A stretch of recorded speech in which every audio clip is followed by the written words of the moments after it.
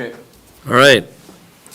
So with that, I need a motion to adopt the agenda and consent agenda as an order of business with identification of items to be taken off the consent agenda for discussion or separate action. I move we adopt the agenda and consent agenda as the order of business. Second. All in favor, say yes. Yes. Opposed? All right, item 6, we will consider approval of the consent agenda as adopted. A, to approve the minutes from the November 21st, 2023 Board of Education meeting. To approve the financial report for the period July 1, 2023 through November 30th, 2023. And approve bills for the period of November 1 through November 30th in the amount of $1,844,988.55. Need a motion? Make a motion that we accept the consent agenda. Second. All in favor, say yes. Yes. Opposed?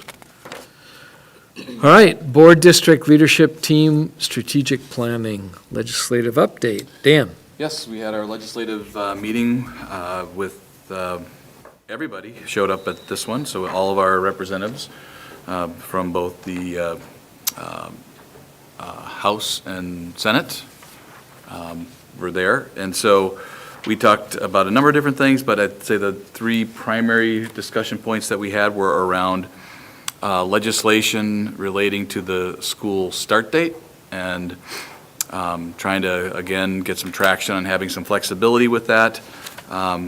However, Joel Kitchen in the Assembly is the person that controls that committee, and so he is basically said he won't bring it forward to a vote. He represents Door County. So it's a tourist-heavy area. So we have, we continue to ask for flexibility that way and have some creative ideas to maybe get around that, but, so that's one of the discussion items that we're working on. The other one was a pretty lengthy discussion about what happens if there are going to be some both lawsuits and legislation coming through that would rescind the effects of Act 10 from many years ago, which for all intents and purposes neutered the state teachers union, and had some tools in there, and basically the state's budget was fixed using some of the public education, public dollars in that year. And there may be some legislation that's coming through or some lawsuits that will, all of a sudden, Act 10 would maybe no longer exist. And so that would mean back to collective bargaining, and how do you do all that, and how much time do you need? So there was quite a lengthy discussion related to what happens if Act 10 is gone and we're back to pre-Act 10 labor relations types of law. So there's no definitive answer on that yet. There's no decision that actually will happen yet, but our legislators are all kind of questioning what we would do and how we would react to that at a local level. So What would be the potential impact of that then, if we shift to a union piece? Well, the main impact would be that all of the agreements that we currently have that haven't been collectively bargained would have to be, everybody in the state would basically at the same time be forced to reopen collective bargaining. And so it would just be for the, there aren't enough people anymore in the union that are like union leadership people that would, that they would always sit in with each local and. Sorry. And so they would sit in with each local as they were going through the bargaining, but they were all staggered. Everybody was on lots of different timelines and things. And so since the union has basically been, has took a big hit after Act 10, there aren't that many of those people around. So everybody would have to be engaging with their legal representatives. So for us, it'd be Tony Renning or his associates. There would just be a lot of, the main impact would be everything's thrown out and you got to start from scratch. And it would just be a lot of time consumed in an initial bargain back to kind of the old way it used to be. There are other aspects of it in terms of there could be a higher expense that would be incurred, just because the wages might go up with collective bargaining also comes arbitration. And so I think we've shown that slide a number of times in here, how at the time Wisconsin might have been in the top 10 in spending, and so we're dropped well below the halfway point now in total spending. And so when you get into things like arbitration, you compare us to somebody else, and so we've fallen so far behind, you could probably predict some losses in arbitration for management side. So you would anticipate that potentially costs could increase, which would impact the state and taxes and all of that kind of stuff, so. Benefits too. Benefits, There's a huge financial impact when the Right. benefits changed, correct, with health insurance and WRS. right. And that's primarily where the state's budget hole was fixed, Yes. with taking whatever it was, a 12% pay cut for all public school employees at that time. That in the fact that they paid- 7% on WRS, it was almost 20%. Yeah. Yeah. So That money would have to come from somewhere. that was another big discussion point. And then the last one that we spent quite a bit of time again was vouchers and a level playing field for vouchers, in terms of transparency, but also, we've talked about these things before, special ed funding, we get funded back about 33% for special ed students for expenses. If you have a special ed student in your voucher school, you're getting upwards of 90%. And so why is that unequal? And so equality in vouchers and also transparency. So that's another big piece of our conversation, and we'll continue to work on those and have discussions. So you bring that up, almost every legislative update that you talk about the voucher plan. Do you see any movement at all? I mean, are the representatives, There's much more pressure now. okay, Tax bills just came out, for example. And so everybody's, a lot of the tax bill increases are due to valuations. Everybody's valuations went up. That's the majority. But many school districts, the majority of their increase besides valuations is the increased cost of vouchers. And so when people call and say, why are my tax bills going up? You can look at their tax bill and say, well, here's how much vouchers cost the school district, and that money is new money to the system and new tax dollars into the system. So they're feeling pressure now. And so organizations like, I'm going to forget the name, there are organizations that advocate for vouchers in the state. Choice Wisconsin is an example of that. And they're kind of pushing back on a lot of, most school districts are talking about this publicly, and so there's a lot of pressure now being exerted about this, which is why one of the bills in the Assembly currently coming through is intending to take vouchers completely off of the local tax funding formula. But they're not doing vouchers, they're doing charters. They would start with charter schools. So those would come off of the local tax fund, or the local tax base, and it would be just into the state's general fund. So if they do that, and do that also with vouchers, then, it just is like all of the state tax dollars come in, there's no local taxes going towards it. That way people couldn't see the cost of the it, impact on, the impact of it. yeah. So those are, Wow. I think there's pressure now because the costs have skyrocketed. Because there's, Yeah, remember ours went up 48% from last year. Right. Our funding did not. that's my report. All right, thank you. Mhm. Appreciate it. So, buildings, finance, and grounds, Consider gifts and corresponding budget adjustments. Dan? Yes, it is the Christmas season, so, and holiday season, so there's always thankful for gifts that we receive here. So some of them are really big this time around. So an anonymous donation of $10,000 will be used to help offset the cost of the girls' softball dugouts scheduled to be built and ready for the 2024 softball season. So thank you very much. A donation of $1,000 from the Peter Marsh Foundation to be used in the Riverview Middle School Music Department. A donation of $4,000 from the Yosu family to be used in the Plymouth High School Agriculture Department. And a donation of $750 from Steve and Carrie Dasso to be used in the Plymouth High School Engineering Department. So some great donations to us, and thank you very much. All right. So I need a motion to accept these gifts and the corresponding budget adjustment. I'll make a motion, we accept the generosity of these gifts. Second. All in favor, say yes. Yes. Opposed? And again, big thank you to everyone who has helped us along the way.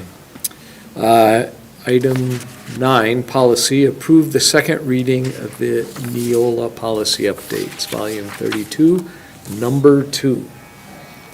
Janelle? A repeat of what we shared back in November. But in early October, Kathy Turner, myself, Dan, and Katrina, we all met with our Neola rep and went through the large collection of policy updates. And we are highlighting the few that we thought were noteworthy, that there are 2 policies, 3. Policy 3139 and Policy 4139, they deal with staff discipline, and a similar one for students. It's Policy 5517, it's on student harassment.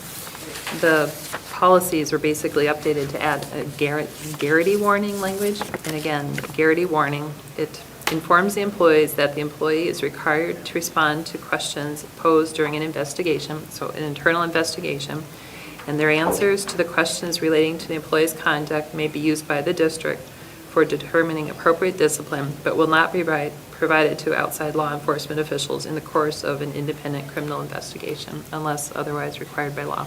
So it's adding this garrity warning again. If we're doing an internal investigation, it's in-house. It's not shared with outside unless required by law.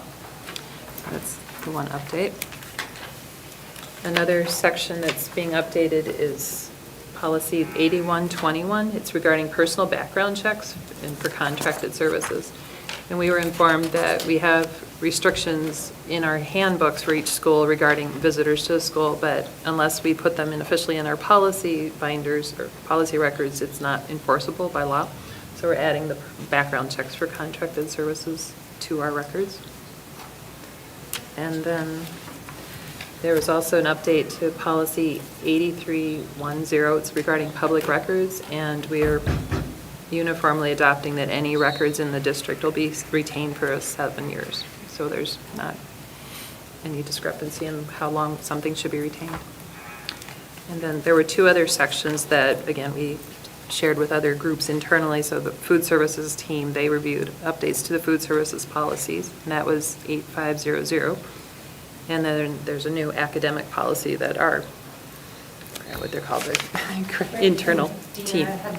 Right, the curriculum team, they reviewed that. It's more about, because there's so much technology in the AI world, so this is to add in a new policy to how to deal with AI and all the academic honesty issues. So those are the Okay. recommendations to approve these.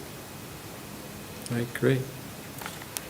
So, we need where am I? We need a motion Yes, please. to approve the second reading of the Neola policy updates. I'll make a motion that we approve the second reading of Neola policy updates, volume 32, number 2. I'll second. All in favor, say yes. Yes. Yes. Thank you guys for your work on that. Thank you. Item 10, academic pillar of excellence. Consider the approval of Plymouth High School coursework proposals, but Joe's not here. Yep, I will take care of that. Okay, good. So if you remember from the Committee of the Whole, this was a change, not solely to the name, but kind of to the name. So this is weight training for PE. And so there would be then, there's a weight training 1 now, and there would be a weight training 2. Currently, you can just keep taking weight trainings over and over again, but this one changes it to weight training 1, which is like the beginner, weight training 2, which is the advanced, and remember in the weight training 2, then the students, along with their own increases and growth in training, they then have to teach and help create programs for the younger kids in weight training. So that was the change that he's asking to be approved. So I need a motion. So moved. Second. All in favor, say yes. Yes. Opposed? All right. With that, we will consider the approval of the 2024-2025 school calendar. Amy, you brought this up in committee of the whole. We reviewed it, talked about specific dates, and there's really not many changes, from this year. Okay. So, does anyone have any questions about what we talked about? All right, so I need a motion to approve. Make a motion to approve? Second. All in favor, say yes. Yes. Opposed? Period of public no one. Moving on, board liaison. Sally, community ed. Yes, community ed, big changes here. Kathy Murray retired, That's right. and Carly Lenz stepped up to the plate. Thank you, Carly. It's awesome. Also in community ed, they hired Haley Gomez. She is an administrative assistant. That position actually has been empty since COVID started. Now, for those that want to join up classes, winter classes are open to register. And there's actually 39 different options, and sign up as soon as possible because they fill up really fast. And otherwise, you can come and walk the hallways and come and use the fitness center, and they have aquatic classes. There's a new wellness class, including eating healthy in 30 minutes to get your energy back. So I like quick meals, so that one would be interesting. That's all. Are there any dance classes? Do they have Dance dance classes? Yes. I did not search that far. Oh, Carly? there it is. Says Carly's yes. shaking her head. All right. What kind of dance you need? Yeah, What? I need all the help I can get. Well- so- ballroom or tap? Ballroom? Ballroom, yeah. All right.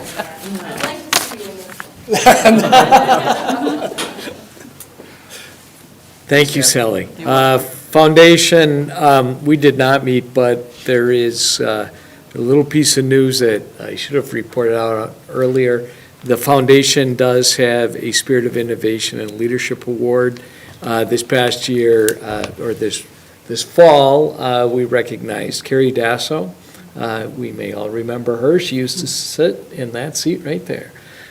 So Carrie was recognized for her leadership and her spirit in support of the school district. And I was remiss in not bringing that up. The other news from the foundation, though, is Andrea Schultz has stepped down as our director, and Angela Hines, is that correct? Hines or Hins? Hins?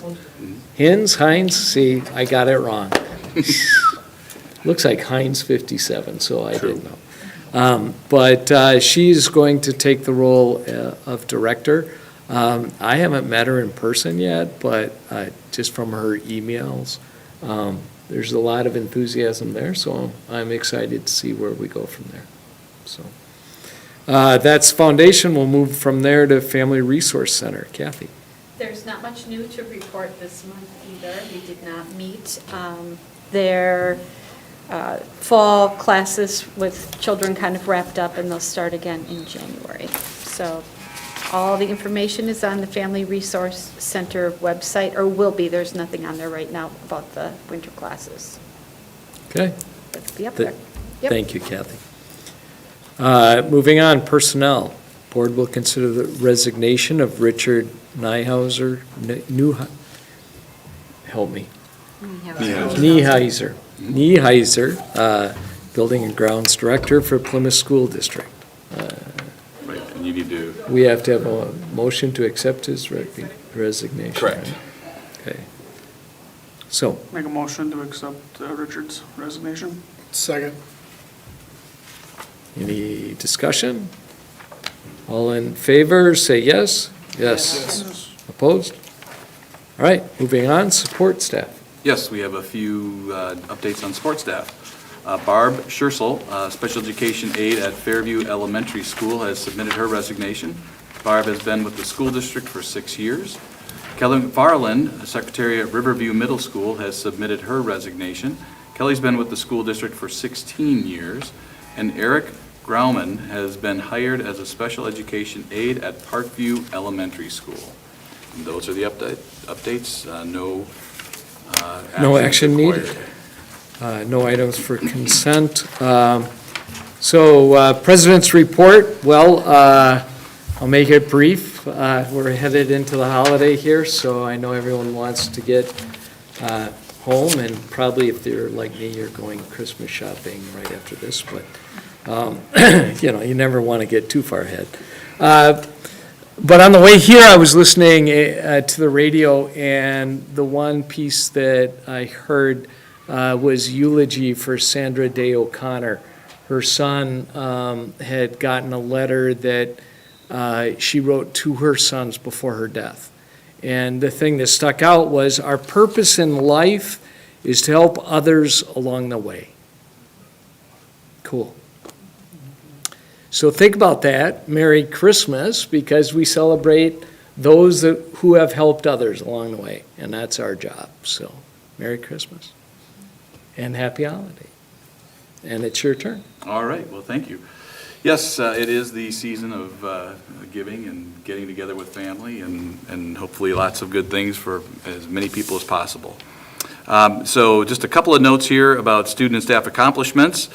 I don't know if everybody knows, but we have a Battle of Highway 23 every year, where in one day, all of the basketball teams, boys and girls, play and have a who wins and who are the best schools along Highway 23. Oh, okay. But it's really for, it's this Saturday it happened. But the important part of it is that every year it's a fundraiser for something. And this year, the fundraiser was for Lemons of Love, and this is kind of through Dina and some other people. Lemons of Love is an organization that makes care packages for families going through cancer treatments and things like that. So we raised $1,500 in that day for Lemons of Love. So it's the season of giving and caring about others, so that was a good example of that. And, we always do talk a lot about, we bring things here from, there's a lot of sports and a lot of arts and things like that. And sometimes we do bring in FFA things, but our business group does great things too. So just a quick note, we do have Claire Nelson, who is a Plymouth High School senior, was named the Wisconsin State Champion in the Microsoft Office Specialist U.S. National Championship. So if you didn't know that existed, it does exist. I didn't. And we have the state champion.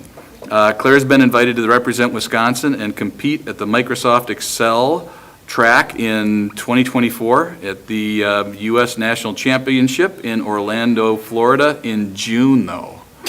Should this not be in February? Wrong time of year. Come on. What is going on?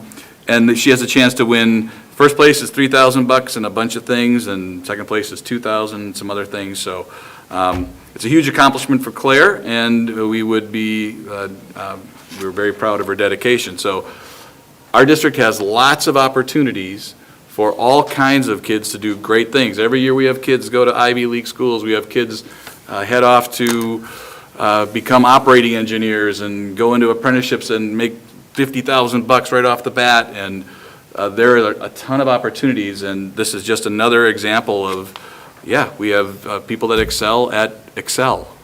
So, and they can But win a lot of money. wow. I didn't even plan that out. Okay. A couple other things, again, the time of giving and thinking of others, and so we do that in our schools. Everybody in our school district, every school does help families in their district at this time of year, typically with donations that are collected throughout the year from staff members. And so every year, many families do get a gift that way. But the kids are also involved, so like at PHS, a big thank you for everybody helping make this year's NHS food drive a great success. We easily surpassed our goal of 5,000 food items. Special shout out to the FFA for teaming up with NHS, which is a National Honor Society, this year on the food drive. And so when they make their goals, they get a bunch of things. And so I think there's a teacher wrap or something that the kids are going to get at the food drive assembly. So exciting things there. Another thing with that, our districts, this is just an example of one of the schools, Parkview students and staff collected 119 boxes of wipes and 3,669 diapers for Safe Harbor. And that drive was led by Jamie Fike and Andrea Schmidt. They did this the week before Thanksgiving, so again, we're helping out and giving back. But then people also recognize and help out and give back coming to the school district. And this year, Chris Shepard and Ruth Shepard, who own Kane Floral and Greenhouses in Sheboygan, have donated poinsettias to everybody at Plymouth High School. And so, the reason is because Ruth was a kindergarten teacher for 28 years, and she has a special appreciation for everyone who works so hard in the school systems. Now that their daughter, Neela, is a junior attending Plymouth High School, they've decided to gift poinsettias to every faculty member, support staff, and administrator throughout the school to show gratitude for everything that you do. We'll be delivering these, and they delivered them this afternoon. So thank you to them. That's fantastic. And they're big, and so it's a Are season they? of giving, and That's and wonderful. it's just it's a wonderful time of year. So It is. happy holidays to everybody. Okay. With that, you're done? I'm done. Because we're doing well. All right, so I need a motion to adjourn. I'll second. All in favor, say yes. Yes. Merry Christmas to all. To all, a good night.